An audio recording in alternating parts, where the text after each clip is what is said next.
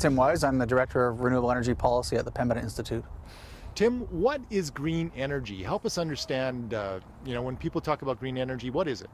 Probably for me, the way I think of green energy is finding ways to generate energy that's going to have a low impact on the environment and is going to have basically move us to a long-term sustainable future. And so that includes the way we generate energy, but it also includes the way we consume energy and making sure that we're as efficient as possible in how we use energy.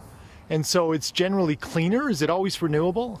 It's not always renewable, and I think that's where life can get complicated, because when it comes to green energy, we don't really have one single solution that's going to solve the situation or the problem we're looking at, but there's all sorts of different technologies. And so obviously there's wind turbines, there's solar panels, and there's insulation you can put in your homes, for example. But there's also things that use fossil fuels, like combined heat and power, or geothermal systems that run off the electricity grid. And so there's all sorts of different options that are out there. Is green energy growing? Yeah, green energy is growing huge, I guess. There's been sustained growth for the last decade, largely starting in Europe, but it's really moved across the world now, and we're really starting to see huge growth in China and in North America as well, to the point where we're seeing sort of 20 and 30% growth rates every year. And so it's become really big business, as well as not only being good for the environment, but also being good for business. And so where in the world, Tim, is green energy growing the fastest? Green energy really, I think, got its toehold, I guess, in Europe, and particularly Germany, really sort of pioneered a lot of the development and really modernizing a lot of the technologies. But where it's growing fastest right now is in China. China has really gotten on board. They've put major dollars into wind, major dollars into solar panels, and they've really helped to drive costs down. And so it's sort of an exciting time now where we're seeing emerging economies competing to bring new technologies onto the market. So Canada is increasingly known for its vast traditional resources, oil sands, that sort of thing. How's Canada doing with respect to green energy? Canada's surprisingly doing not that badly, I guess. I think, unfortunately, the focus is often on some of the traditional sources, some of the fossil fuels, but we've done fairly good in terms of installing wind energy, and we're starting to get on the map for solar. And some of the new emerging technologies, we're in the top 10, I guess, when it comes to some of those technologies. And so sometimes that gets overlooked a little bit. The one thing that Canada probably hasn't done well is we've done it in a bit of a disjointed fashion, where some provinces have done well and other provinces haven't done quite as well. And so we probably haven't got as many jobs out of it as we could have. We probably haven't got the manufacturing that we could have. But all in all, we're on the map, but we could be doing better. So as you mentioned, it seems to be developing quite unevenly across the country. Who are the shining lights when it comes to developing green energy?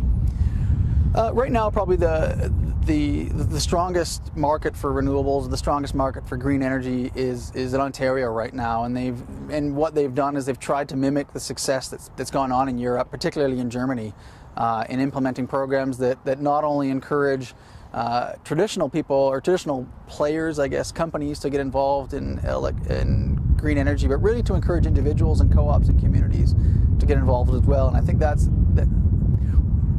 probably the model that's been really successful in Europe, and Ontario has tried to mimic that. I heard a crazy statistic that 1 in 7 farmers in Ontario is installing solar right now. Is that true? Yeah, the solar uptake is for farmers in Ontario has been, I think, the fastest technological adoption for farmers in the history of farming in Canada. Within 2 years, that statistic, 1 in 7 farmers in Ontario has put solar panels up, and so it's pretty exciting. It's exciting, I think, to see farmers having the opportunity to use clean energy or green energy as essentially a second cash crop for them. And so we're seeing that's been successful in Europe for sure, with wind turbines in particular. But in Ontario, it's been really a focus on solar. So what about Alberta? How's Alberta doing?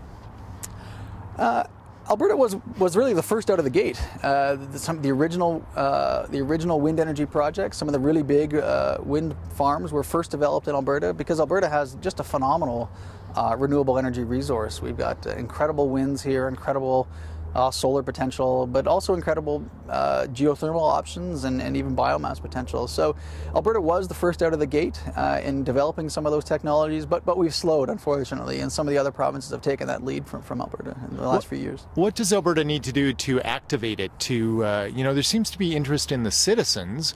What does Alberta need to do to tap into that?